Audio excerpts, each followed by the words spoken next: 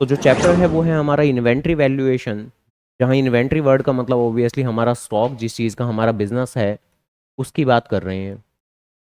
अब से पहले हम लोग क्या क्या बात जानते हैं कि एक चीज़ होती है आपकी ओपनिंग स्टॉक, एक चीज़ होती है ओपनिंग स्टॉक, और ड्यूरिंग द ईयर उसमें जितना भी सामान हमने खरीदा होगा वो मर्ज कर दिया जाता है। देन इसके बाद में जितना भी सामान आपने बेच दिया होगा वो माइनस कर दिया जाएगा। हालांकि ये जो सामान होता है जो हम खरीदते हैं वो किस पे खरीदते हैं, कॉस्ट प्राइस पे खरीदते हैं। जो इवन पिछले साल का स्टॉक होता है वो भी मोस्ट प्रोबेबली कॉस्ट प्राइस पर ही वैल्यूड होता है। लेकिन जब बात आती है कि हाँ भाई जितना आपने बेच दिया है वो तो आप माइनस ही करेंगे, तो सेल की भी सिर्फ कॉस्ट ही यहाँ पर कंसिडर की जाती है, जिस टर्म का नाम आपने सुना हुआ है आज से पहले, कॉस्ट ऑफ गुड्स सोल्ड। तो कॉस्ट ऑफ गुड्स सोल्ड का मतलब क्या होता है कि जितना हमने बेचा, लेकिन जो हमने बेचा होगा वो तो सेलिंग प्राइस पे बेचा होगा। तो कॉस्ट ऑफ गुड्स सोल्ड एक ऐसी टर्म है जो बेचे गए सामान को ही कॉस्ट वैल्यू पर कंसिडर करता है। तो क्योंकि यहाँ पर आप लोग माइनस करते जा रहे हैं, जितना भी आपने सामान बेचा तो उसका सेलिंग प्राइस माइनस नहीं करते बल्कि उसका कॉस्ट प्राइस ही माइनस करते हैं, जिससे कि कुछ यूनिफॉर्मिटी सी मेंटेन रहे। आमतौर पर कुछ इस तरह से कैलकुलेशन कर करके हम क्लोजिंग स्टॉक पता कर सकते हैं। इस चैप्टर का मेन मुद्दा अगर सपोज करो बात करो इन्वेंट्री वैल्यूएशन का, तो वो क्या है, तो वो है बेसिकली क्लोजिंग स्टॉक की वैल्यूएशन।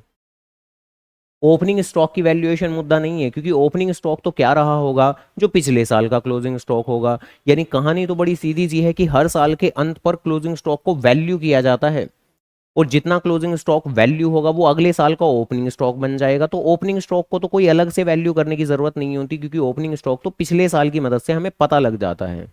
लेकिन हर साल के अंत पर क्लोजिंग स्टॉक को तो वैल्यू जरूर करना पड़ेगा, और इसको अलग से वैल्यू करना पड़ेगा, ये आपको यूं ही पता नहीं लगेगा।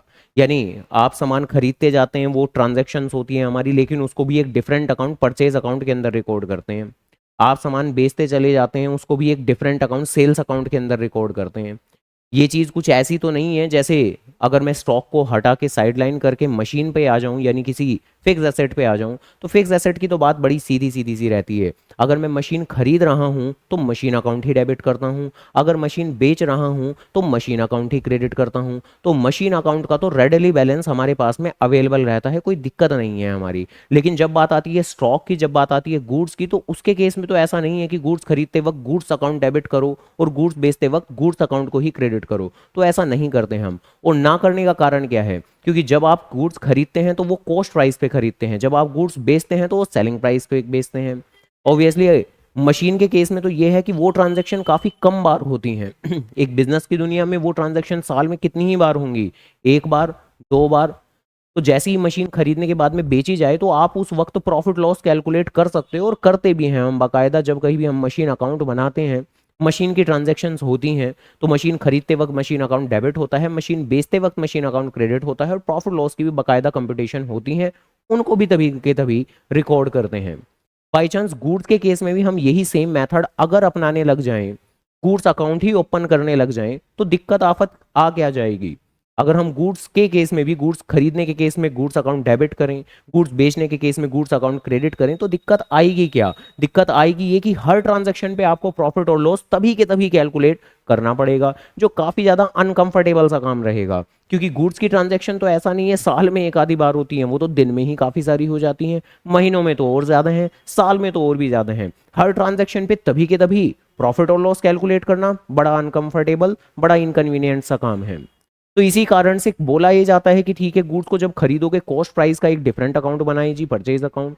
गुड्स को बेचते वक्त एक डिफरेंट अकाउंट बनाए, सेल्स अकाउंट। ये लगातार कॉस्ट को रिकॉर्ड करता रहेगा, ये लगातार सेल प्राइस को रिकॉर्ड करता रहेगा। साल के अंत पर इन दोनों अकाउंट को आपस में लड़ाई करवाओ, जो हम करवाते भी हैं ट्रेडिंग अकाउंट के अंदर। तो ट्रेडिंग अकाउंट के अंदर साल के अंत पर इन दोनों अकाउंट को लेके जाएं, आपस में एडजस्ट कराएं, और फिर अपना कुछ प्रॉफिट निकालने की कोशिश करें।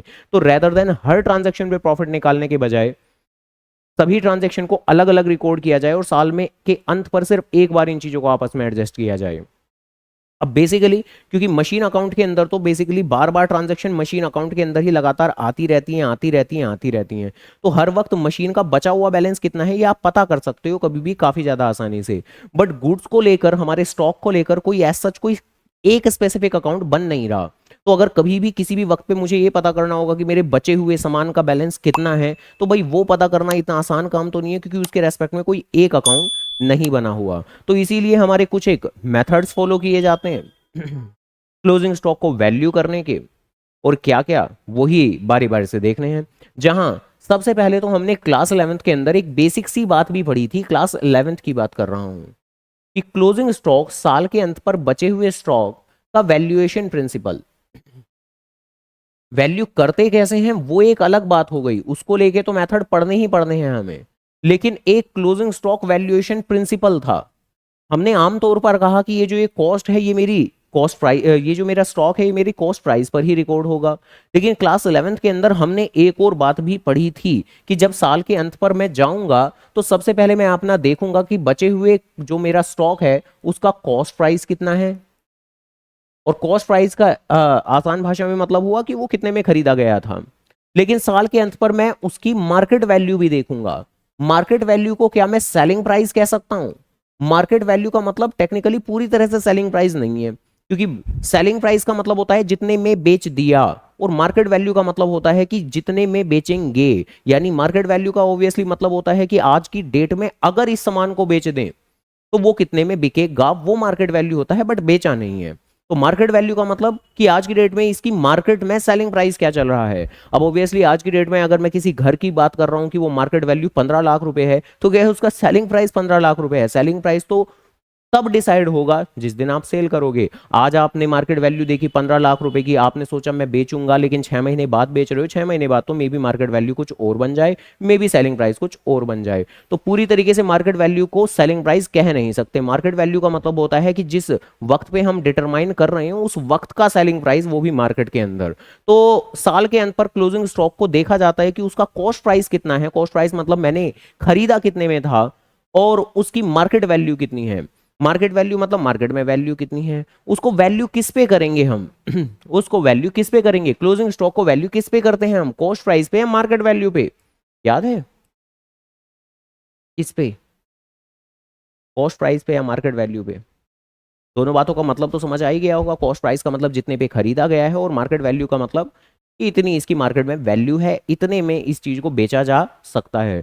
तो क्या क्या क्या हम कंसिडर करते थे? तो भैया जो कम होता था उसको कंसिडर करते थे हम।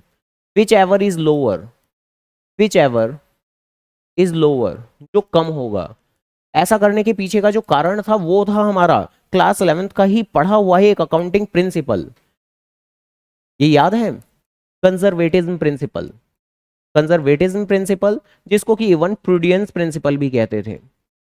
प्रूडियंस कंसेप्ट जो कि कहता था कि हमेशा अगर आपको कोई भी नुकसान होने की संभावनाएं लग रही हैं तो आप उन्हें रिकॉर्ड जरूर करो, आप उनके रेस्पेक्ट में प्रोविजन वगैरह जरूर बनाओ। तो भाई इनमें से चाहे आपकी मार्केट वैल्यू ज्यादा हो, कॉस्ट आपकी ज्यादा हो, तो ज्यादा का रिकॉर्ड नहीं करना, हमेशा कम को रिकॉर्ड करना।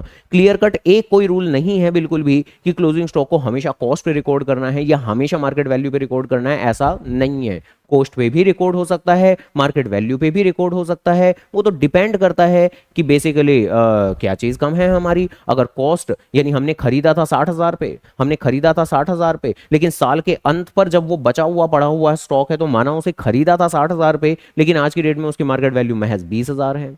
तो क्या अभी भी मैं उसे कि खरीदा था 60,000 पे, मेरे पास तो 60,000 का सामान है, 60,000 का सामान है, काहे का 60,000 का सामान है, मार्केट में तो उसकी वैल्यू जब 20,000 है तो आप तो 20,000 पे ही रिकॉर्ड करोगे। और अगेन अगर 60,000 का सामान आपने खरीदा था, कॉस्ट प्राइस आपका 60,000 था, और साल के अंत पर जाकर आपने देखा कि मार्केट में किसी कारण से, फैशन, ट्रेंड, टेक्नोलॉजी, किसी कारण से उसकी मार्केट वैल्यू बढ़ गई, 1 लाख रुपए हो गई, तो क्या उसे 1 लाख रुपए के ऊपर रिकॉर्ड कर दिया जाए? तो नहीं करेंगे। क्यों नहीं करेंगे? इस प्रिंसिपल की वजह से कि अगर आपको कोई भी एंटिसिपेटेड गेन महसूस हो रहे हैं, ये एंटिसिपेटेड गेन ही तो हुआ, ये कोई रियल गेन नहीं हुआ। क्योंकि रियल गेन तो किस दिन होगा भाई, अगर आपका 60,000 रुपए का सामान 1 लाख की मार्केट वैल्यू है तो बेच दो ना। अगर बेचोगे तो फायदा होगा। अब ये सोचना कि हाँ 60,000 का सामान अगर मैं बेचूंगा तो 1 लाख में बिकेगा तो मुझे तो फायदा हो जाएगा, हुआ तो नहीं है ना। और क्योंकि हुआ तो नहीं है तो भैया उसे रिकॉर्ड भी मत करो, क्योंकि प्रूडेंस प्रिंसिपल कहता है जब तक कि कोई फायदा हो ना तो उसे रिकॉर्ड भी मत करो। एंटिसिपेटेड गेन्स को इग्नोर करके चलो। हाँ एंटिसिपेटेड लॉसेस को तो जरूर रिकॉर्ड करना है हमें, ये बात जानते हैं हम लोग। खैर तो सबसे पहले तो क्लोजिंग स्टॉक की दुनिया के अंदर यही बात है जी जो आपको काफी ज्यादा अच्छे से याद रखनी है। इवन जो मेरा पहला न्यूमेरिकल रहेगा वो इसी ही बेसिस पे रहने वाला है। देन इसके बाद में ये तो बात हुई कि क्लोजिंग स्टॉक वैल्यूएशन प्रिंसिपल है, ये एक रूल है ये एक। लेकिन क्लोजिंग स्टॉक को वैल्यू करते कैसे हैं, तो जरा आराम से, उसके आपके मेनली 3 मेथड्स हैं। एक कुछ ये फीफो मेथड, फीफो मेथड, एक कुछ ये लीफो मेथड, लीफो मेथड, और एक कुछ ये वेटेड एवरेज प्राइस मेथड। खैर खैर, तो जरा आराम से सुन लेते हैं। तो फीफो मेथड, फीफो मेथड की फुल फॉर्म क्या है, फर्स्ट इन, जो मटेरियल पहले आया था वो ही पहले जाएगा, फर्स्ट इन फर्स्ट आउट। यानी एक तरीके से अगर कहीं भी हम अपने बिजनेस के अंदर ये मान रहे हैं, और आमतौर पे यही तो होता होगा, क्या ही तो होता होगा, कि एक बिजनेसमैन सामान खरीदे जा रहा है, सामान खरीदे जा रहा है। एक सामान उसने मई के महीने में खरीदा, एक उसने सितंबर में खरीदा, एक उसने बाद में नवंबर में खरीदा।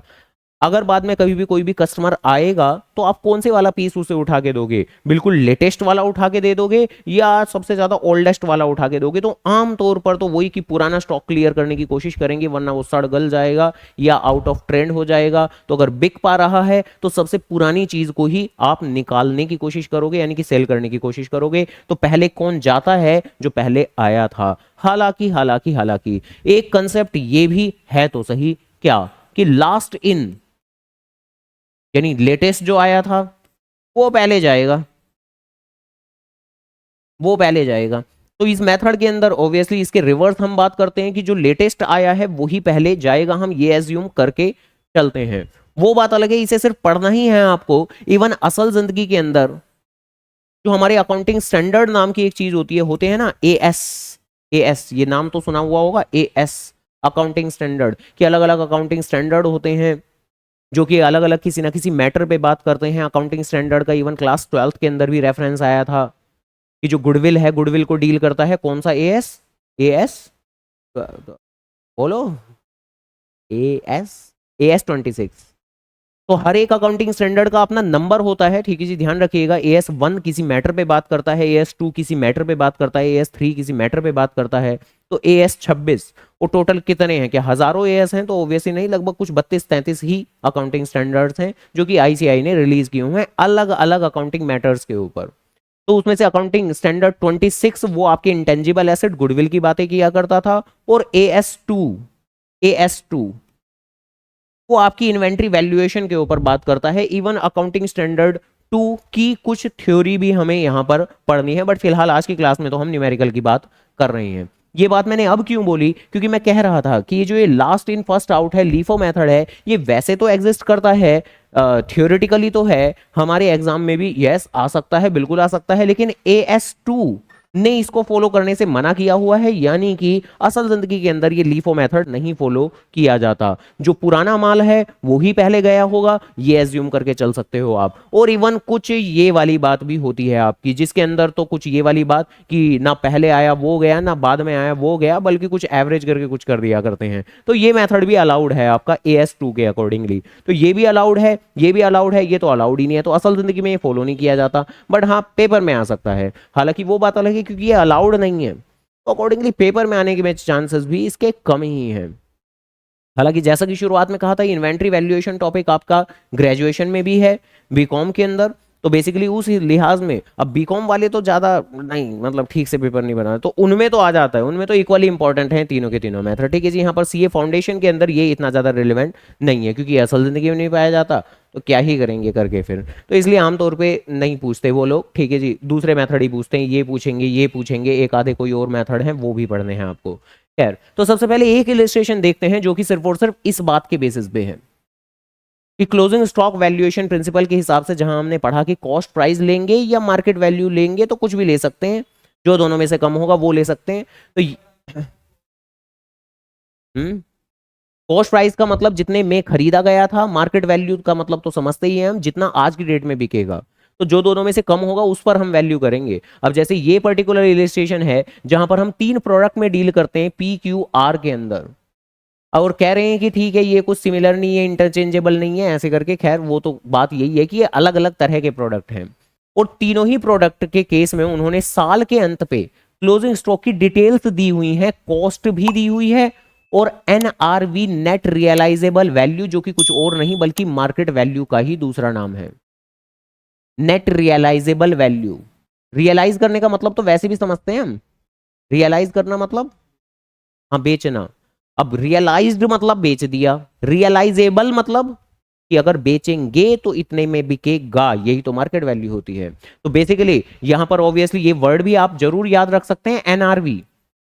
इवन कोई भी पूछे कि क्लोजिंग स्टॉक वैल्यूएशन प्रिंसिपल क्या होता है, तो जल्दी से फटाक से यही बोलना होता है, कॉस्ट और NRV which ever is lower, जो दोनों में से कम होगा। और बस इस तरह के क्वेश्चंस के अंदर तो सॉल्यूशन के तौर पे कुछ भी नहीं है, बस यही छोटू सा सॉल्यूशन देना है आपको कि भाई कितने मेरे प्रोडक्ट हैं, 3 मेरे प्रोडक्ट हैं, पी क्यू आर, जहां जहां जहां जहां ठीक है।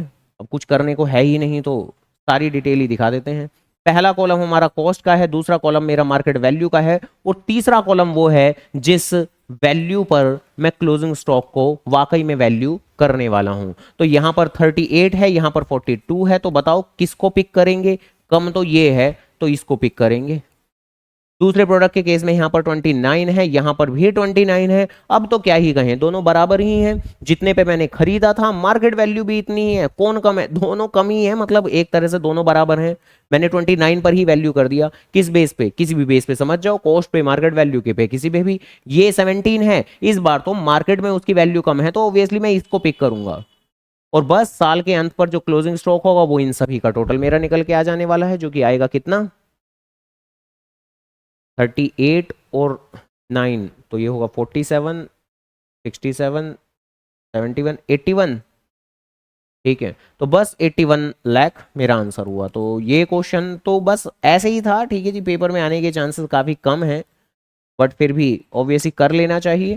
ठीक है जी, कि कॉस्ट और market value which ever is lower के बेसिस पे इस तरह की बातें बन जाती हैं। खैर, देन इसके बाद में अगले एक इलिस्ट्रेशन पर आ जाते हैं, ठीक है जी, जो कुछ हमारा कुछ लीफो फीफो की बात करेगा। खैर, तो सबसे पहले क्वेश्चन जरा देख लेते हैं। एक मैन्युफैक्चरर है जिसके पास में काफी सारा रिकॉर्ड ऑफ परचेज है, ठीक है जी। ये सारा का सारा उन्होंने दिया हुआ है कि कब कब हमने परचेज किया है, कि हमने एक 4 दिसंबर को परचेज किया, इतने के दाम पे किया। और वैसे जब जब मैं परचेज करूंगा सेम दाम पर ही परचेज करूं ऐसा जरूरी तो नहीं है। तो 4 दिसंबर को कुछ 50 के भाव पर परचेज किया, 10 दिसंबर को कुछ 55 के भाव पर, ये प्राइस पर यूनिट है, और ये नंबर पर, नंबर ऑफ यूनिट्स हैं जितनी आप परचेज कर रहे हो। तो ये सारी की सारी सिर्फ और सिर्फ आपको परचेज की ही डिटेल दी हुई है, ध्यान रखिएगा कि कब कब आपने खरीदा था। उसके बाद में यहां इन्होंने कुछ लिया हुआ है नीचे कि 1600 unit were issued during the month of December, कि 1600 यूनिट इशू की गई थी। इशू की गई थी मतलब अब बेची गई थी, एक तरह से बिल्कुल बेची गई थी। खैर, अब वो बेची कितने में गई थी, नहीं ये तो नहीं पता हमें, और उससे कोई लेना देना भी नहीं है, क्योंकि आप स्टॉक की वैल्यूएशन कर रहे हो, आप कोई प्रॉफिटेबिलिटी कैलकुलेट नहीं कर रहे। अगर आपको प्रॉफिट निकालना होता तो आपको सेलिंग प्राइस और कॉस्ट को आपस में कंपेयर करके कुछ प्रॉफिट निकालना पड़ता। फिलहाल हमारा सेलिंग प्राइस से कोई लेना देना है ही नहीं। तो ठीक है जी, कह रहे हैं कि टिल 18 दिसंबर तक हमने ये कोई इश्यू किए हैं, और calculate value of closing inventory. अब इस क्वेश्चन के अंदर इन्होंने स्पेसिफाई नहीं किया है कि कौन सा मेथड यहां पर फॉलो करना है, बट आईसीआई के स्टडी मटेरियल के अंदर इसको फीफो मेथड से ही सोल्व किया गया है, और इसी के ही बेसिस पे फर्दर आगे के जो इलिस्ट्रेशन है उनके अंदर लीफो मेथड और फिर वेटेड एवरेज प्राइस मेथड तो ये कंसीडर किए गए हैं। तो फिलहाल के लिए तो इस क्वेश्चन के अंदर तो आपको फीफो मेथड फॉलो करना है, जो कहता क्या है कि जो पहले आया था वो ही पहले जाएगा। अच्छा, टोटल गई कितनी यूनिट है? 1600 यूनिट। अब अगर 1600 यूनिट गई हैं तो वो कौन कौन सी गई होंगी? सबसे पहले वाली, सबसे पहले वाली, यानी ये 900 चली गई होंगी, फिर ये 400 वाली भी चली गई होंगी, 900 और 400 1300, टोटल कितनी गई हैं? 1600। तो 900 400 1300, तो अभी तो 300 और बाकी हैं, तो ये 300 वाली भी चली गई होगी, तो ये बची हुई होंगी, ये बची हुई होंगी। तो इस हिसाब से अगर देखा जाए तो क्लोजिंग स्टॉक की वैल्यूएशन सीधी सीधी ऐसे बोल सकते हैं हम कि एक तो ये बाद वाले 200 यूनिट बाकी हैं 60 के भाव वाले, और साथ ही साथ ये 800 यूनिट बाकी हैं 47 के भाव वाले, और बस ये दो सामान ही बाकी हैं। इन दोनों की वैल्यू को मर्ज कर देंगे हम लोग, जो कि बन जाएगा ये मेरा 12,000 रुपये, और ये बन जाएगा कितना? 0087 जा 56, इतना ही। देख लें भाई, ये कैलकुलेशन में गलती ना हो।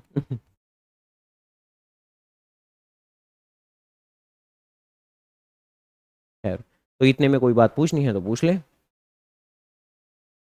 37 आएगा। 8 7 56 5 8, अरे हाँ ये तो, हाँ वही तो कह रहा था मैं, ये गलती है। ओ 8 5 7, हाँ 37। तो 37, 37 तो 39 तो 49, तो 49 600। ठीक है जी। तो इसमें कोई बात पूछनी है तो पूछ लें। ऑब्वियसली अगला इलस्ट्रेशन करेंगे जहां पर, अब यहां पर तो बेसिकली ये जो इशूड की इंफॉर्मेशन थी ये काफी लिमिटेड थी, लेकिन जो अगला क्वेश्चन रहेगा उसमें इशूड की जो है हमारी इंफॉर्मेशन वो ज्यादा है। अब यहां पर इस इलस्ट्रेशन के अंदर क्या कह रहे हैं कि in the previous example assume करो कि जो इशू है, यानी परचेज अपनी जगह है, लेकिन जो इश्यूज हैं वो 3 बार हैं, 5 20 और 29 तारीख को। यानी जो परचेज की इंफॉर्मेशन है वो हमें सेम यही पिक करनी है, लेकिन जो ये आपकी इश्यूज की इंफॉर्मेशन है वो आपकी मल्टीपल है, 5 20 और 29। तो एक तरीके से कह सकते हैं, क्या कह सकते हैं भाई, 5 20 29, तो एक तो यहां पर आ जाएगा इशू 5 तारीख को, फिर एक हमारा 20 तारीख को यहां आएगा इशू, और फिर उसके बाद में एक हमारा यहां आएगा 29 तारीख को इशू। और अब ये वाला इशू अगले क्वेश्चन में हम एज्यूम नहीं करके चलेंगे। यहां इस क्वेश्चन के अंदर ये कह रहे हैं कि ना प्रीवियस एग्जांपल के अंदर ही जो इशू है वो अब हम बता रहे हैं आपको। परचेज आप वो का वही एज्यूम करो जो पिछले क्वेश्चन के अंदर दिया गया था, ये वाला, लेकिन इशू की इंफॉर्मेशन हम आपको बता रहे हैं। और जो इशू का मतलब एक तरह से सेल करना हुआ, तो वो 5 तारीख को हो रहा है, 20 तारीख को हो रहा है, 29 तारीख को हो रहा है। तो क्रोनोलॉजिकल ऑर्डर में बेसिकली वहां पर मैंने डेट कोड की है कि 5 20 29, तो 4 दिसंबर को परचेज करने के बाद में फिर 5 को सेल आएगी आपकी, फिर 10 दिसंबर और 11 दिसंबर की परचेज के बाद, 19 दिसंबर की परचेज के बाद 20 दिसंबर को सेल आएगी आपकी, फिर 28 दिसंबर की परचेज के बाद 29 दिसंबर को सेल आएगी आपकी। तो ये क्रोनोलॉजिकल ऑर्डर में हमने कुछ इस तरीके से लिख लिया है। अब इस तरह की सिचुएशन में फिर करते क्या है हम, आओ जरा आराम से देखते हैं। कुछ बढ़िया सा फॉर्मेट सा बनाते हैं। यही बनाऊं, हाँ बना देते हैं, कुछ छोटा कर देते हैं।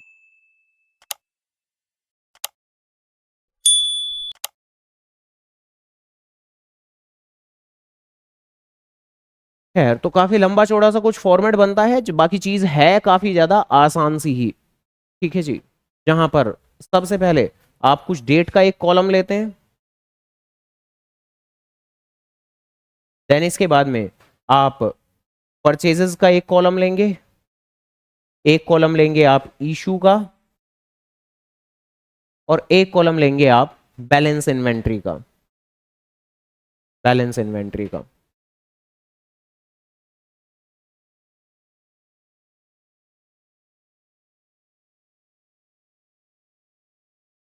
तो एक जो कॉलम है वो है आपका डेट का, एक कॉलम है आपका परचेजेस का, यानी एक तरह से इन्वेंट्री के आने का, एक कॉलम है आपके इन्वेंट्री के जाने का, और एक कॉलम है बची हुई इन्वेंट्री को रिफ्लेक्ट करने का। अब जरा आराम से, बात यहां भी खत्म नहीं होती। ठीक है जी। यहां पर आपको एक कॉलम लेना है क्वांटिटी का, एक कॉलम लेना है रेट का, और एक कॉलम लेना है अमाउंट का। और यहां पर भी एक कॉलम लेना है आपको क्वांटिटी का, एक रेट का, और एक अमाउंट का। और यहां पर भी एक कॉलम आपकी क्वांटिटी का, एक रेट का, और एक अमाउंट का। तो कुछ इस तरह की बातें रहेंगी,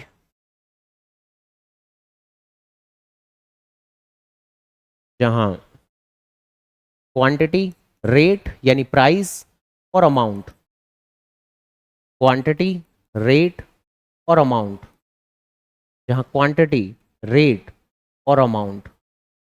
और फिर क्वेश्चन कैसे करेंगे वो तो बहुत ज़्यादा आसान है। इस क्वेश्चन के अंदर ही क्रोनोलॉजिकल ऑर्डर में हम चलते चले जाएंगे। जैसे कि सबसे पहली ट्रांजैक्शन क्या है, 4 दिसंबर को 900 यूनिट परचेज की हैं 50 रुपए के दाम पर। तो 4 दिसंबर को 900 यूनिट 50 के दाम पर, तो 4 दिसंबर को 900 यूनिट परचेज की हैं 50 के दाम पर, तो अमाउंट कितनी हुई, 45,000। खैर, और इस वक्त पे फिर हमारे पास बैलेंस इन्वेंट्री क्या होगी, यही होगी 900 यूनिट 50 के दाम पर और 45,000। बाकी तो मैं इसे अभी कॉपी कर लेता हूँ। हाँ जी, ठीक है जी। देन इसके बाद में हमारे क्वेश्चन के अंदर क्या था कि 4 दिसंबर को ये सामान परचेज करने के बाद में फिर 5 तारीख को कुछ सेल की बातें आई थी। 5 तारीख को कुछ सेल की बातें आई थी, यानी कि 5 तारीख को हमने इशू करने को कहा था। तो 5 तारीख को इशू करने को कहा था, तो हम जानते हैं कि हमने कितनी यूनिट इशू की थी, 500 यूनिट। अब ठीक है जी, ओके। तो हाँ, बात तो यही है। अब ऑब्वियसली अगेन कि हम यहाँ पर कोई प्रॉफिटेबिलिटी तो निकाल नहीं रहे हैं, तो हमें सेलिंग प्राइस से कोई लेना देना नहीं है। हम तो बस ये देखेंगे कि हमारा स्टॉक कितने का है जो गया है, यानी हमने कितनी यूनिट इशू की, 500 यूनिट, तो 500 यूनिट है। अब आज के वक्त में हमारे पास है ही कितने का, देखिए वक्त के साथ में हमारे पास में वैरायटी ऑफ स्टॉक आएगा, कोई 50 के भाव का, कोई 55 के भाव का, कोई 60 के भाव का, बट फिलहाल तो एक ही तरह की इन्वेंट्री है हमारे पास, 50 के भाव वाली, तो वो यही गई होगी 50 के भाव वाली। टाइम के साथ में आएगा, अभी धीरे धीरे जैसे जैसे आगे बढ़ेंगे तो हम, क्योंकि अलग अलग परचेज करते जाएंगे, कोई 55 के भाव का, कोई 60 के भाव का, कोई 47 के भाव का, तो वहां पर डाउट आएगा कि आपको कौन सा लेना है भाव। लेकिन अभी तो कोई डाउट नहीं है, एक ही टाइप की इन्वेंट्री मेरे पास मौजूद है 50 के रेट वाली, तो वो ही गई होगी 50 के रेट वाली। तो इस तरह से हमने 50 का रेट ले लिया और बस एज ए रिजल्ट यहां पर तो आ जाएगा आपका 25,000। और यहां पर फिर बैलेंस इन्वेंट्री कितनी बचेगी भाई, 900 में से 50 गई, 900 में से 50 गई, तो 400 बचेगी। और कितने के, वही 50 के भाव वाली, यही है। ठीक है जी, तो बस अकॉर्डिंगली 20,000 रुपए। तो बताओ क्या सही है। ठीक है जी। देन इसके बाद अब 10 तारीख को फिर से हमने परचेज की, और इवन 11 तारीख को और 19 तारीख को अब से परचेज ही परचेज है। उसके बाद में सेल तो आपकी 20 तारीख को आ रही है, तो अब तो 10, 11, 19, तो 10, 11, 19 परचेज ही परचेज है। कितनी परचेज है हमारी, 400, 300, 200 यूनिट की, तो सारी लिख देते हैं हम। तो 400, 300, 200 यूनिट की। हाँ, नहीं ऐसे करके नहीं कर पाएंगे, दिक्कत पड़ जाएगी, क्योंकि अदरवाइज पहले इस एक को ही लिखता हूं मैं। खैर, तो 400 यूनिट, 400 यूनिट जो हमने खरीदी है वो 55 के भाव की खरीदी है। तो जो 400 यूनिट खरीदी है हमने वो 55 के भाव पर खरीदी है, तो इनकी अमाउंट कितनी बन जाएगी हमारी, हाँ 22,000। तो 22,000। खैर, और एज ए रिजल्ट अब हमारे पास में बैलेंस इन्वेंट्री कितनी होगी भाई, 400 यूनिट पहले वाली पड़ी हुई थी 50 के भाव वाली, अभी अभी ताजी ताजी ये और खरीदी है हमने 55 के रेट वाली। तो एज ए रिजल्ट अब हमारे पास में बैलेंस इन्वेंट्री कितनी होगी। इवन क्लैरिटी पर्पज के लिए यहां पर आप एक लाइन भी ड्रॉ कर सकते हैं कुछ इस तरीके से। ठीक है जी, कि अब तो हमारे पास में एक तो पुरानी यूनिट पड़ी हुई है 50 के भाव वाली, ठीक है जी, जो की थी 20,000 रुपए की, तो पुरानी ही है। और साथ में ये अभी अभी खरीदने की वजह से 400 यूनिट और आ गई 55 के भाव वाली, 22,000। तो अब मेरे पास में कुछ हद तक कह सकते हैं कि वैरायटी वैरायटी क्रिएट होनी शुरू हो गई है।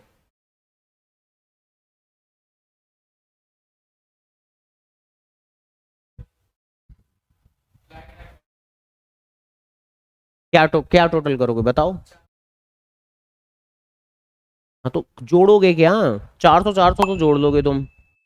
हाँ, फिर प्राइस को भी जोड़ दोगे, नहीं नहीं कर पाओगे ना, क्योंकि वो अलग अलग टाइप की इन्वेंट्री है, तो उसका सेपरेट रिकॉर्ड मेंटेनेंस जरूरी है हमारा, तो ऐड कर ही नहीं पाएंगे हम।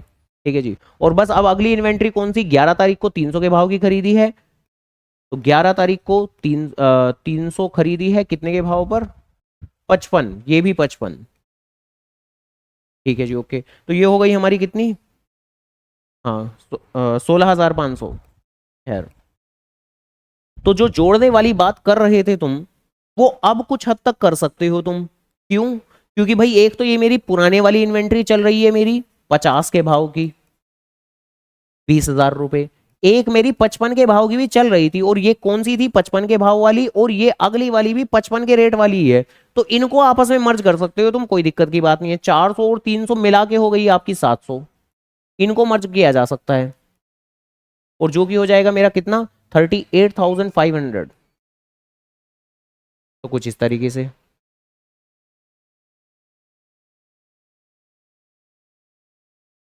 देन इसके बाद में फिर से परचेज है मेरे ख्याल से, यस 19 तारीख को 200 यूनिट 60 के भाव पर। 19 तारीख 200 यूनिट 60 के भाव पर, जो कि हो गया मेरा 12,000। और अब तो मेरे पास एक नहीं, दो नहीं, तीन तीन तरह की इन्वेंट्री बन चुकी हैं। तो 400 यूनिट 50 के भाव पर, ठीक है जी, जो 20,000 चल रहा था वो तो चल ही रहा है। और 700 यूनिट 55 के प्राइस वाली। और ध्यान रखिएगा, उन्हें इसी ही अलाइनमेंट में लिखना है आपको। इसी अलाइनमेंट का मतलब क्या, अभी बोलता हूँ क्या कह रहा हूँ मैं, ये अलाइनमेंट का मतलब तो अलाइनमेंट का मतलब मैं ये कह रहा हूं कि सबसे पुरानी इन्वेंट्री कौन सी है 50 के प्राइस वाली, तो उसको सबसे पहले नंबर पे ही लिखना है। ऐसा ना करें कि हाँ ये 60 वाली जो कि इवन अभी अभी लेटेस्ट वाली है तो इसी को सबसे पहले नंबर पे आप लिख दो, तो ऐसा ना करें। क्योंकि जैसी इशू की बारी आएगी, जैसे ही बेचने की बारी आएगी जो आ भी चुकी है, तो obviously first in first out FIFO method चल रहा है, तो सबसे पहले कौन सी इन्वेंट्री जाएगी हमारी, 50 वाली, 55 वाली, 60 वाली, तो 50 वाली। और अंतर क्या पड़ने वाला है लीफो मेथड में, अगर लीफो मेथड के हिसाब से हम चलेंगे तो तब बेसिकली उस सिचुएशन में हम 60 वाली को पहले निकालेंगे, अगर लीफो मेथड की बात करेंगे हम। खैर, तो ठीक है जी। तो फाइनली 20 तारीख को आ गया है हमारा इशू, ठीक है जी, 20 तारीख को। और क्या इशू आया है कि 600 यूनिट हमने इशू कर दी हैं, और स्पेस की हो रही है कमी, तो अब नेक्स्ट पेज पर ही इसको एक्सटेंड करना पड़ेगा, है ना। तो एक काम करते हैं, ये लो एक और पेज कॉपी, यहाँ से इसको उड़ा देते हैं हम।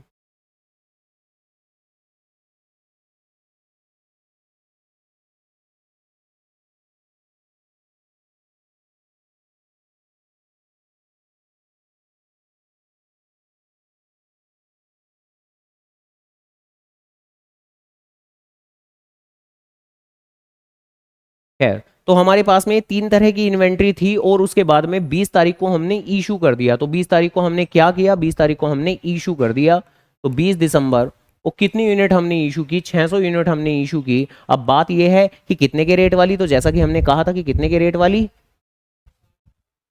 हाँ, अब 600 यूनिट इशू की है, अच्छा ओके। तो 600 यूनिट इशू की है, तो हुआ क्या होगा भाई, 50 के रेट वाली पहले जानी है, लेकिन वो तो हमारे पास सिर्फ 400 ही यूनिट मौजूद हैं, तो 600 तो नहीं है। तो इस बात का मतलब है कि 400 तो यहां से ले ली होंगी, और बाकी की बची हुई 200 ये 55 के भाव वाली ले ली होंगी। कहानी कुछ ये बनने वाली है, क्योंकि टोटल 600 हुई है, तो 400 यहां से ली होंगी, बाकी की 200 यहां से ली होंगी। तो फिर उस चीज को रिफ्लेक्ट भी हमें हिस्सों के अंदर ही करना पड़ेगा।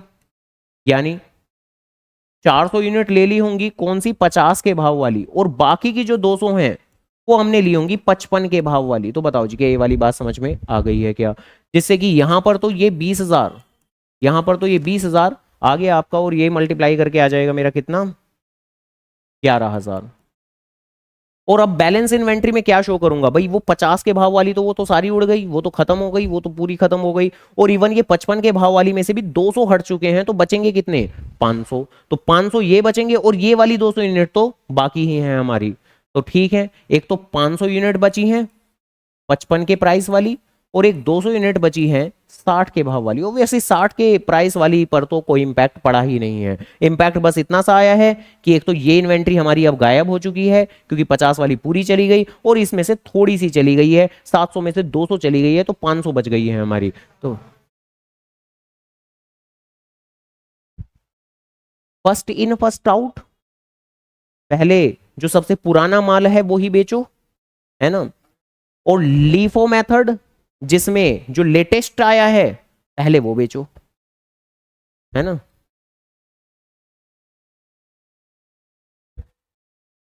पहले में ही 600 से ज्यादा, हाँ हाँ, तो वो बच जाती, हाँ, तो तीन ही वैरायटी बचती। ठीक है, तो ठीक है जी, ओके। तो इसकी क्या क्या बनेगी वैल्यूएशन, ये बनेगी आपकी 27,500, और ये बनेगी आपकी 12,000। और उसके बाद में अब क्या हुआ है, तो 20 तारीख के बाद में बेसिकली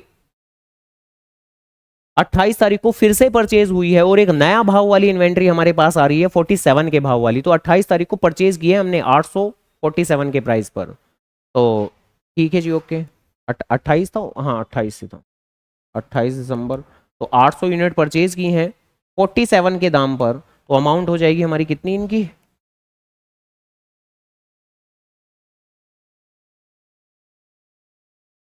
इतनी होगी ना। ठीक है जी। और बस एज अ रिजल्ट अब मेरे पास कितनी तरह की इन्वेंट्री आ जाएगी, अब तो तीन तीन तरह की इन्वेंट्री मेरे पास में हो जाएगी। एक तो 500 यूनिट जो मेरे पास 55 के प्राइस की थी, वो तो है ही है मेरे पास 27,500। एक 200 यूनिट जो मेरे पास में 60 के प्राइस की थी, वो तो है ही मेरे पास 12,000 रुपए की। अब मेरे पास ये कुछ 800 यूनिट और आ गई हैं 47 के प्राइस की, जिनकी वैल्यूएशन है कुछ 37,500। और फाइनली क्वेश्चन के आखिरी में अब आ गई है, जैसे कि हमने कहा था कि आखिरी में 29 को भी हमने इशू किया है, तो 29 को हमने इशू कर दिया है 500 यूनिट। तो 500 यूनिट कौन सी हुई होंगी? हाँ है 47 वाली। क्यों? सबसे नया नया माल निकाल दो तुम, पहले ही चुप हो जाओ। सबसे पुराने वाला निकालोगे? खरीदने के लिए तो कुछ नया आता, वो 47 वाला तो कर दिया, 47 वाला तो हो गया। तो आपने 500 यूनिट इशू कर दी हैं, तो कितने के भाव वाली जाएंगी? तो यही सबसे पहले वाली चली जाएंगी हमारी 55 के प्राइस वाली, जिनकी वैल्यूएशन थी 27,500। और बस एज ए रिजल्ट अब मेरे पास कितनी इन्वेंट्री बचेंगी? सिर्फ दो तरह की इन्वेंट्री, एक 60 के भाव वाली और एक 47 के भाव वाली। तो एक तो ये 200 यूनिट 60 के प्राइस वाली, एक 800 यूनिट 47 के प्राइस वाली। और बस एज ए रिजल्ट यहाँ पर होगा आपका 12,000 और यहाँ पर होगा 37,500। और आखिरी में क्वेश्चन के नीचे आप लिख देंगे। तो क्लोजिंग स्टॉक कितना होगा हमारा? तो 12,000 एक तरह की इन्वेंट्री है हमारी, 37,500 दूसरी तरह की इन्वेंट्री है हमारी, तो 49,500 हमारी क्लोजिंग स्टॉक की वैल्यूएशन है। हो गई बात खत्म। और क्या लगता है इस क्वेश्चन के अंदर ही क्या करते करते ही थोड़ी सी क्लैरिटी मिली कि अगर लीफो मेथड होगा तो क्या करेंगे? तो तब उस सिचुएशन में वही कि जब कहीं भी इश्यू होगा, क्योंकि देखो जो मेन बात होती है वो परचेज पे कभी नहीं होती। परचेज तो आती रहेगी, परचेज तो आती रहेगी, नई नई तरह की इन्वेंट्री बनती रहेगी।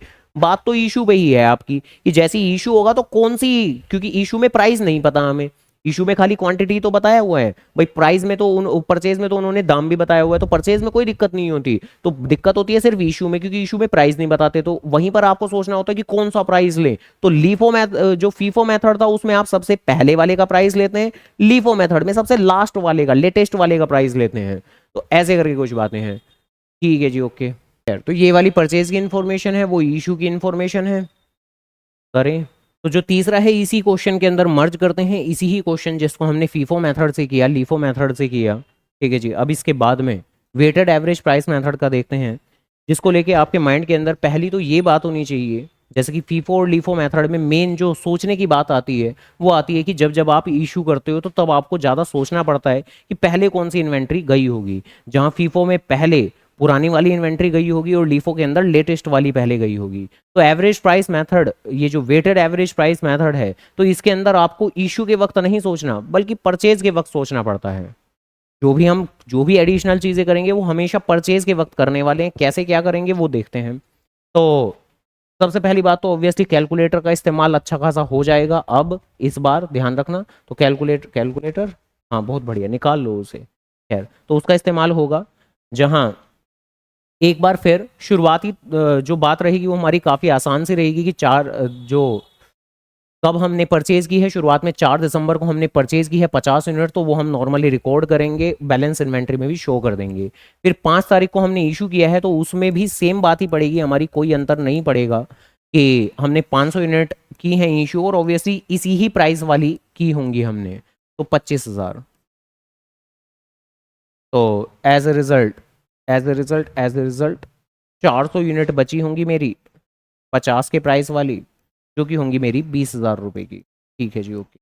देन इसके बाद अब 4 के बाद 5 और 5 के बाद सीधा 10 तारीख को हमने फिर से परचेज की है। ठीक है जी, ओके। तो 10 तारीख को परचेज की है। अब जैसा कि मैंने कहा था कि जब जब परचेज होगी तब आपको कुछ एक्स्ट्रा सोचना पड़ेगा। अब क्या सोचना पड़ेगा जरा देखते हैं। तो 10 दिसंबर को हमने फिर से परचेज की है, किस चीज़ की परचेज की है? 400 यूनिट हमने परचेज की हैं, वो जिनकी प्राइसिंग अलग है उनकी प्राइसिंग आपकी 55 है, तो जिस हिसाब से ये आपकी बनेगी 22,000 रुपये की। अब से पहले तो हम लोग क्या कर रहे थे कि जैसे ही परचेज की और हमारे पास में अलग अलग प्राइस की इन्वेंट्री आ रही थी तो उनको अलग अलग हम शो कर रहे थे। लेकिन वेटेड एवरेज प्राइस क्या कहता है कि नहीं, आपको अलग अलग दाम नहीं दिखाने, आपको ऐसा नहीं रखना कि मेरे पास 50 के भाव की है, 55 के भाव की है, ऐसा नहीं करना, बल्कि आपको सिर्फ और सिर्फ एक ही जगह चीज़ों को दिखाना है। यानी जैसा कि तुम इनिशियली कह रहे थे ना कुछ, हाँ भैया ओ आ जाओ इधर, कि कुछ ऐड कर देंगे, हम ऐड कर देंगे, तो यहाँ पर कुछ ये वाला काम होने वाला है हमारा। यानी अब जहां हम जानते हैं कि हमारे पास में कि भाई एक तो ये 450 के रेट वाली इन्वेंट्री है, एक 455 के रेट वाली इन्वेंट्री है, तो मैं इसे मर्ज करके ही दिखाने वाला हूं। और कैसे दिखाऊंगा मर्ज करके, तो जरा आराम से, इसके लिए हम कुछ एवरेज की कैलकुलेशन करेंगे, एवरेज प्राइस की कैलकुलेशन करेंगे, एवरेज प्राइस की कैलकुलेशन करेंगे। और एवरेज प्राइस की कैलकुलेशन कैसे होती है पहले तरीके से देख लेते हैं, फिर उसके बाद में हल्का फुल्का सा कुछ शॉर्टकट भी बनाएंगे जल्द ही आगे चल के। तो एवरेज प्राइस कैसे निकलता है, तो एवरेज प्राइस निकलता है सबसे पहले जितनी भी तरह की कॉमोडिटीज हैं उन सभी के प्राइस को ऐड करके, then divided by number of unit करके, कि भाई एक हमारे पास कौन सी वाली इन्वेंट्री है, ये 450 के भाव वाली 20,000 रुपए की इन्वेंट्री, तो एक है हमारे पास में 20,000 रुपए की इन्वेंट्री, और दूसरी है हमारे पास 455 के हिसाब से 22,000 रुपए की इन्वेंट्री, तो दूसरी है 22,000 रुपए की इन्वेंट्री। और टोटल नंबर ऑफ यूनिट अब कितनी बन चुकी हैं, तो एक है 400 यूनिट, एक है 800 यूनिट। यानी जो हम ये 20,000 रुपए और 22,000 रुपए बोल रहे हैं, तो रुपए बोल रहे हैं, तो अमाउंट बोल रहे हैं, इनके रेस्पेक्ट में नंबर ऑफ यूनिट कितनी है, तो 400 यूनिट ये और 400 यूनिट ये, यानी टोटल है 800 यूनिट। तो कुछ इसको सॉल्व करके हमारा एवरेज प्राइस निकल के आएगा, तो कितना आएगा, आओ निकालें। 42,000 को 800 से डिवाइड करें, हाँ 52.5। तो यानी इन शॉर्ट अब कहने का मतलब ये है कि आप अपनी इन्वेंट्री को अब 400 और 400 800 एक ही जगह शो करोगे, और आपके पास में दाम भी अब बस एक ही है 52.5। तो आप ना 50 दिखा रहे हो ना 55 दिखा रहे हो, बल्कि दोनों का एवरेज सा हमने कुछ किया और 52.5 दिखा रहे हो। और ओब्वियसली इन दोनों को मल्टीप्लाई करके अगर आप कुछ निकालोगे भी तो वो सीधा यही आएगा, 42,000 ही आएगा। मल्टीप्लाई करेंगे भी तो ऑब्वियसली वही आएगा, क्योंकि हमने उसी की मदद से तो कैलकुलेशन की है। अब जैसा कि क्वेश्चन के अंदर 10 तारीख को हमने परचेज किया था, उसके बाद में तो 11 तारीख को हम फिर से परचेज करेंगे, तो 11 तारीख को फिर से हमने परचेज किया है। और जब जब परचेज करेंगे तो तब तक थोड़ी आफत, थोड़ी दिक्कत आने वाली है हमें। 300 के भाव वाली फिर से 55 रुपए के हिसाब से हमने परचेज किया है, जिसके हिसाब से इसकी वैल्यूएशन बनेगी आपकी 16,500। अब फिर से अगर हम बात करें कि एवरेज प्राइस की फिर से कैलकुलेशन कैसे होगी, कि एक तो हमारे पास ये चल रही थी इन्वेंट्री 852.5 के भाव वाली 42,000 की इन्वेंट्री, और एक ये नई नई आई है अभी अभी 355 के भाव पर 16,500। तो जब एवरेज प्राइस की इस बार अब हम कैलकुलेशन करेंगे तो वो कुछ कैसे होने वाली है, कि भाई एक तो ये है 42,000 की इन्वेंट्री, 42,000 की इन्वेंट्री, और साथ में एक अभी अभी ये 16,500 की इन्वेंट्री खरीदी है, और divided by number of unit, 800 unit ये हैं, 300 यूनिट और परचेज कर ली हैं, तो अब तो हो चुकी हैं 1100 यूनिट। तो बताओ जी एवरेज प्राइस क्या है, 53.1। तो 53.1, तो अब तो हम जब हम अपनी बैलेंस इन्वेंट्री लिखने की कोशिश करेंगे तो वो ऑब्वियसली हम अपनी 1100 यूनिट एक ही बार में दिखाएंगे और 53.1 के पॉइंट से दिखाएंगे, और मल्टीप्लाई करके वापस से हम वहीं पहुंच जाएंगे, यानी कि 42,000 प्लस 16,500, जो कि बन जाएगा हमारा कितना, हाँ 58,500। खैर बाकी क्या हर बार इस तरह से इतनी ज्यादा वो मेहनत करने की जरूरत है, तो जवाब है ना। बल्कि आप ऐसे भी कर सकते हो, जैसा कि अब हम जानते हैं कि आगे 19 तारीख को फिर से हमने परचेज की है, तो 19 तारीख को फिर से हमने परचेज की है, तो अब थोड़ा अलग तरीके से चीज़ों को चलाएंगे। कैसे कि भाई 200 यूनिट हमने खरीदी हैं, 200 यूनिट हमने खरीदी हैं 60 के भाव पर, जिनकी वैल्यू बनेगी 12,000। ठीक है जी, ओके। अगर अब तक गौर ना किया हो तो अब जरा गौर कर लें। Obviously weighted average price method में हम क्या रहे हैं, मर्ज कर रहे हैं चीजों को, यानी कि एक चीज तो हमारी फिक्स हो जाती है। क्या चीज फिक्स हो जाती है, कि भाई अब जो अगली बैलेंस इन्वेंट्री दिखाएंगे वो 1100 तो चल रही थी, 1100 और 200 यहां पर तो दिखाएंगे हम 1300, और सीधा अमाउंट पहले ही फिल कर लेना। अमाउंट तो अब हमें पता है कि 58,500 ये है, और साथ में 12,000 ये आ जाएगी, तो अमाउंट कितनी आएगी, हाँ बिल्कुल 70,500।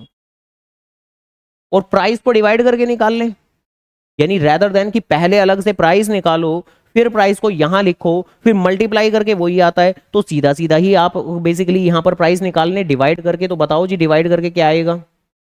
70,500 को 1300 से डिवाइड करके 54.2। तो बस ऐसे करके, एंड 19 तारीख की ये जो हमने अभी अभी परचेज की है, उसके बाद में 20 तारीख को हमने इशू किया है। अब वेटेड एवरेज प्राइस मेथड में अब इशू के वक्त कोई दिक्कत नहीं होने वाली है, कोई भी परेशानी नहीं होगी। अब जब 20 तारीख को हमने इशू किया है, वो कितनी यूनिट हमने इशू की हैं? 600 यूनिट हमने इशू की हैं। तो अब तो सीधा सीधा, क्योंकि अब मेरे पास कोई वैरायटी नहीं है, अब मेरे पास ऐसा नहीं है कि 55 की अलग चल रही है, 55 जो कि 60 की अलग चल रही है, 47 की अलग। अब तो एक ही इन्वेंट्री है, मैंने एवरेज करके एक ही दाम कर दिया 54.2, तो अब तो ये 54.2 के हिसाब से ही रहेगा। तो बताइए जी कितना आएगा मल्टीप्लाई करके? 54.2 को 600 से मल्टीप्लाई करके 32,520। और बैलेंस इन्वेंट्री कितनी बचेगी? 1300 में से 600 माइनस कर देंगे हम, तो बचेगी मेरी 700 यूनिट। 700 यूनिट, और दाम उनका यही रहेगा 54.2। तो इशू के वक्त कोई दिक्कत नहीं आई। अब मल्टीप्लाई करके बताएं कितनी आएगी? 37,980। अब जैसे ही फिर से परचेज करेंगे, 28 तारीख को फिर से परचेज की गई है, तो जैसे ही परचेज होगी फिर से थोड़ी सी दिक्कत आएगी। और थोड़ी सी क्या, छोटी सी दिक्कत है कि कितने की परचेज की है हमने? 800 की परचेज की है, 800 यूनिट परचेज की हैं 47 के भाव पर, जहां अमाउंट आएगी हमारी कितनी? ये अभी अभी की थी ना हमने, 37,600, यही आएगा ना? हाँ ठीक है, ओके। लेकिन फिर से कि जब बैलेंस इन्वेंट्री की बात आएगी तो पहले जोड़ के लिख लें आप सीधा सीधा, यानी ये 700 यूनिट और ये 800 यूनिट, अब जोड़ के लिखाएं 1500 यूनिट, और अमाउंट को भी मर्ज कर लें। ये है 37980, और ये है कहाँ? ये, हाँ कर लो, दोबारा से मल्टीप्लाई कर लो। 700 इंटू 54.2, 40 होगा, ठीक है, यानी 950, 940 ऐसे। तो डन। जैसा कि हम कह रहे थे कि अमाउंट को मर्ज कर लें, तो 37,940 में 37,600 मर्ज कर लें, तो कितना बन जाएगा? 75। बताएं जी, मैं ऐड करके कितना आएगा? हाँ हाँ, और अब डिवाइड करके निकाल लें कि प्राइस क्या होगा। तो रेदर देन कि अलग से प्राइस निकालते फिरें, सीधा सीधा ऐसे डिवाइड करके निकाल लें। 50.36, 50.36। तो वैसे यहाँ पर कैलकुलेशन तो बढ़ती है हमारी एज कंपेयर टू फीफो और लीफो मेथड, बट चीज़ें मेरे ख्याल से आसान हो जाती हैं हमारे लिए। क्वेश्चन का सॉल्यूशन भी कंपेरेटिवली छोटा हो जाता है हमारा। 28 के बाद 29 को हमने फिर से इशू किया, तो इशू पे कोई दिक्कत नहीं पड़ने वाली है। अब हमें इशू में दिमाग नहीं लगाना पड़ेगा। 500 यूनिट हमने इशू किए हैं, अब तो एक ही भाव की इन्वेंट्री हमारी चल रही है 50.36 वाली, तो 50.36, बताओ जी वैल्यूएशन कितनी बनेगी?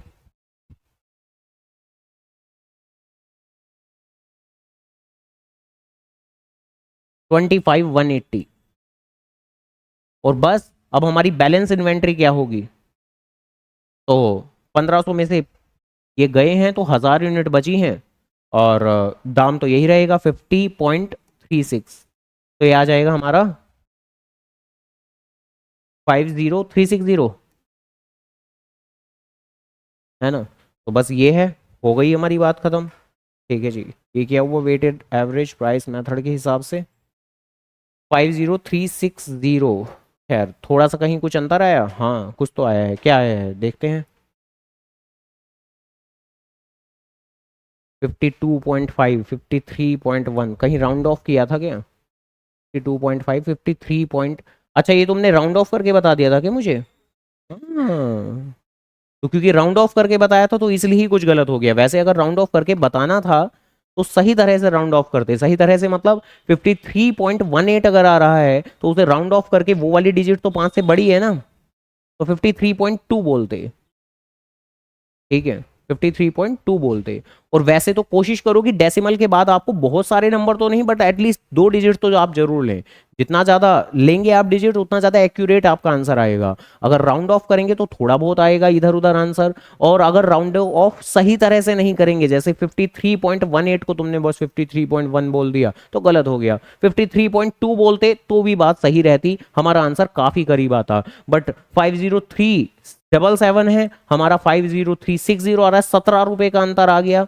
17 रुपए तो बहुत होते हैं, ठीक है। और क्या, असल जिंदगी में कुछ खास नहीं है, लेकिन हाँ क्वेश्चन करने के अंदर तो 17 रुपए से हमारा आंसर डेविएट नहीं होना चाहिए। बट ठीक है, क्वेश्चन हाँ गलत हो जाएगा, बिल्कुल गलत हो जाएगा। तो मतलब पहली बात तो कोशिश करें कि राउंड ऑफ ना करें, राउंड ऑफ कर रहे हैं तो 2 डिजिट तक करें, अगर 1 डिजिट तक भी कर रहे हैं तो सही तरह से करें, कि अगर वही होते हैं ना राउंड ऑफ के प्रिंसिपल, क्या कि 5 से छोटा हो तो, अगर 5 से बड़ा हो तो एक बढ़ा देते हैं, 5 से छोटा हो तो नहीं बढ़ाते, क्या माइनस कर देते हैं, नहीं। तो 5 से बड़ा हो तो एक बढ़ा देते हैं, 5 से छोटा हो तो वहीं रहते हैं, नहीं बढ़ाते हैं, और अगर 5 हो तो भी बढ़ा ही देते हैं आमतौर पर, ठीक है। खैर तो ये वाली बात है, तो 5 या 5 से ज्यादा ही केस में बढ़ा दीजिए, और बाकी अगर 5 से छोटा है तो वहीं रहने दीजिए। तो खैर फिलहाल के लिए 17 रुपए से आंसर डेविएट हो रहा है, बट वो तो कुछ राउंडिंग ऑफ की बात थी, ठीक है जी। उम्मीद करूंगा तरीका तो पता लग ही गया होगा, ठीक है।